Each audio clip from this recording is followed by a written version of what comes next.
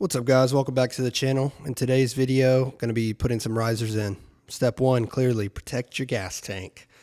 Threw a towel on mine and then jumped right into draining the brake fluid from the bike because as you're raising your bars, you're going to have to extend your brake lines as well as your clutch if needed and the electrical lines, and we're going to do that today. So step one is put a towel on. Step two is drain the brake fluid, and carefully do that because .4 brake fluid is very corrosive and can eat the paint right off your bike. So protect your investment.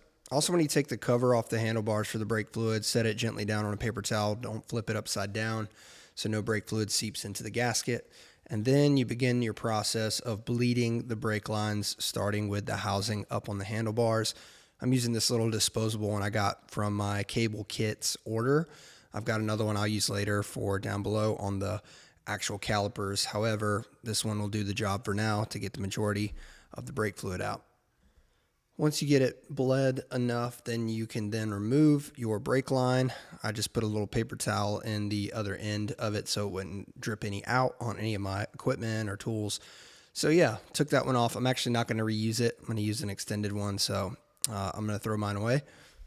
The next step simply is to take off the seat from your bike. You could have done this in step one. However, I'm doing it now because I need access, one, to the gas tank to remove it, but also eventually to pull the main fuse before I do some more electrical work.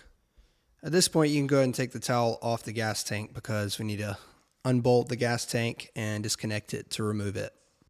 There's two bolts that hold in the gas tank, one in the back end, there where your seat meets the tank, and then up at the front, and that holds the tank on, as well as some connections underneath. There's three connections underneath the tank that need to be undone before you can remove the tank completely.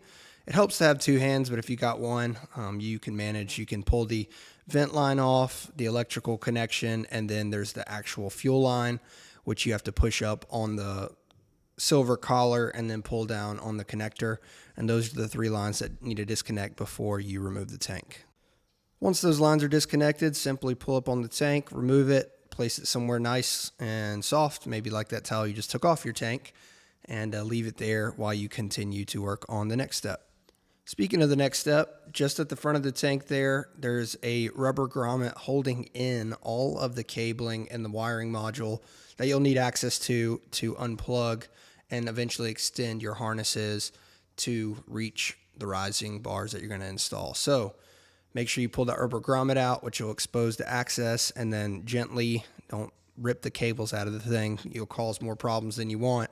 Gently remove the grommet and then gently start maneuvering the cables and the harness out of the actual frame of the bike.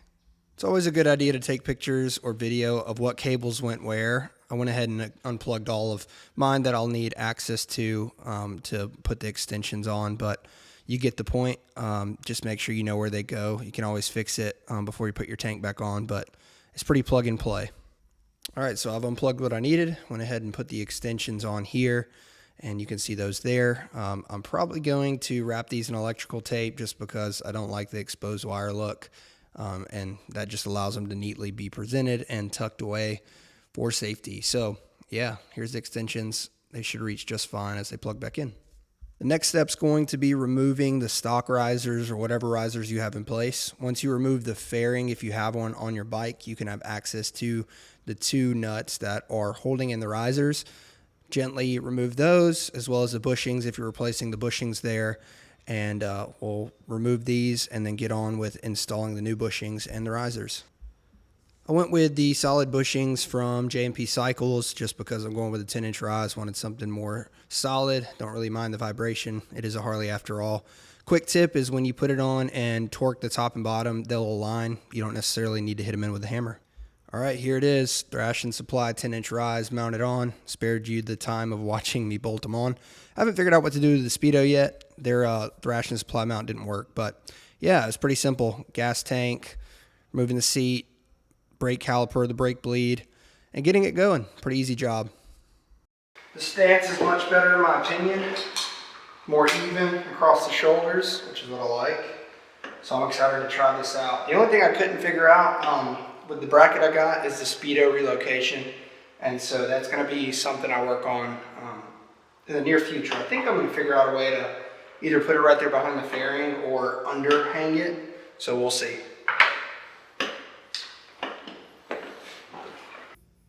So here it is, the finished TC Bros risers. This is again the 10-inch rise with a 2.5-inch bend on them there, or pullback as they say. I went ahead and mounted my gauge into the fairing here. For the time being, I just cut out the spot and was able to secure it where it won't be going anywhere. And yeah, I love the look of this. The feel of it is amazing. Took it for a ride earlier today and excited for how it turned out. There is the front of it with the rock form mount where my phone will go, which will look sweet.